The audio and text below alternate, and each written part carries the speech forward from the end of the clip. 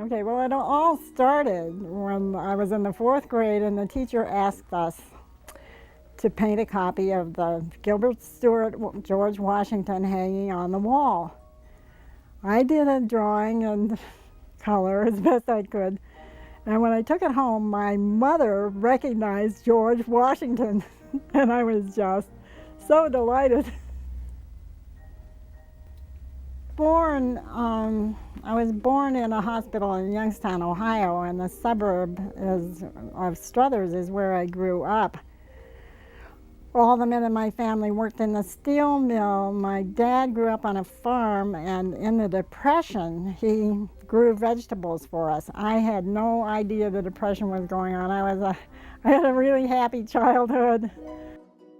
I do remember going on long walks in the countryside with my dad, and I think my love of nature probably started there. My parents thought I would not be able to make a living as an artist. I was encouraged to follow my interest in chemistry, and then I got my first job at Brookhaven National Lab on Long Island, which I loved because it was near New York. I could go to New York and all the museums on weekends. And I worked at that lab until I went to Syracuse. I went there to get an MS in zoology with an endocrinology background or specialization. And from there, I got a job in California at the anatomy department of UCLA Medical School, which happened to have a lab in Long Beach. And that too was wonderful because I was right on the beach where I could look at the water. I think these experiences with nature and connected with my scientific background have been an important part of my overall work ethic. I got married to Robert Keller, who I met one summer here in Ann Arbor, and he planned to get a job in Long Beach. I took an evening drawing class at Long Beach Community College, and took evening classes there in Long Beach and in Indianapolis and in Ann Arbor, and developed a portfolio that allowed me to get into the U of M as a graduate student. I graduated in 1969 from the University of Michigan School of Art and got a job teaching design at Schoolcraft College. And then from there I taught at a downriver College of Detroit, the Downriver School in Detroit, community college. I taught at Eastern. Started writing for the Ann Arbor News with an interview with Rudolf Arnheim, who was one of my all-time favorite professors at the university, and I felt very honored to be able to interview him. And then I wrote a series of works in progress, I think was what the series was called, visits to artist studios. I also began to show my own work. I wrote for other art publications like the New Art Examiner and Glass magazine, and that interest in writing fanned into writing about art and architecture in Ann Arbor and public art in Ann Arbor.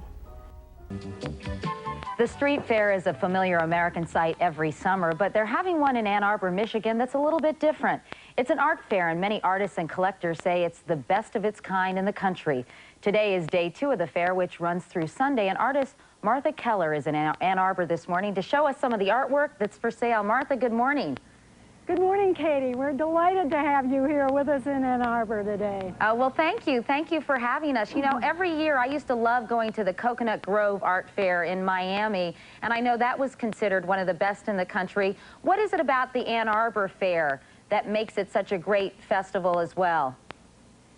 It's the organization behind the fair that makes it so excellent. It's a juried fair. It's a fair that is juried by the peers of the artists, and there are about 1,500 artists competing for about 200 places in the fair. So it's very, very selective, isn't it? Very selective. When people go to an art fair, Martha, should they be looking to buy art as an investment or art as a fun thing to have in their home?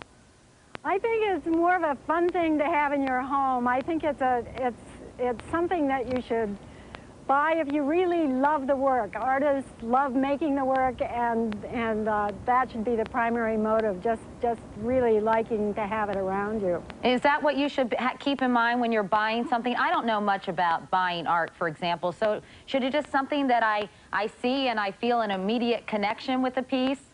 Absolutely. I think you should look for the kind of art that really grabs you, and it's almost like love at first sight. It's something that clicks and something that you respond to very strongly. It's something that you just will love looking at. My name is Martha Rock Keller, and the title of my show is Remembering the Days, which covers 50 years of my work as a retrospective. This painting represents a place in the Arboretum, which is one of my favorite places in Ann Arbor. It's a place where I have walked every day of the year. This area was mowed, so there was kind of a river of green among this taller grass. The grass to represent the energy that I feel in this wonderful space. These paintings are studies for much bigger paintings that followed, and they both followed a trip that I took in a canoe down the entire Huron River from Indian Springs to Lake Erie. But you can see I have a very linear style here as opposed to some of the other paintings. I started painting daffodils and irises. I wanted the flowers to be bold and strong and not flimsy and weak. I would hold the flower close to my eyes and do almost a contour type drawing to start the painting off. Played with the space and forms, putting the blossoms across the top, say, and having a big open space beneath. My travels took me to Aix-en-Provence and to the mountain of Mont Saint-Victoire, which Cézanne painted over and over about 30 times at the end of his life. I got to see that mountain. I can see why it attracted him so much. It rises up out of a plain. It reflects the sky. It changes color through the day. And when I got back, I used my drawings and photographs to reenact the experience of seeing this mountain. These questions of art as experience are here answered. These are tentative answers because the experience of the painting gets into it. The experience of the place gets into it. Painting reflects all these myriad sides of what it is to see something, what it is to really see something. We need to exercise, I think, this is the immediacy of focusing on one thing. I have done some meditation exercises on point focus, and they helped me in my painting enormously, I think, just because painting demands focus and just really trying to see what's there. I hope you as a viewer will see some of these reflections to the answers to these questions, and your experience of this show will start some balls rolling. I know everybody sees it differently, but seeing is what unites us as people. We all have eyes. We all exercise seeing in various ways, but it can be the most important part of our living can be seeing. And I'm paying homage to that thought in this work.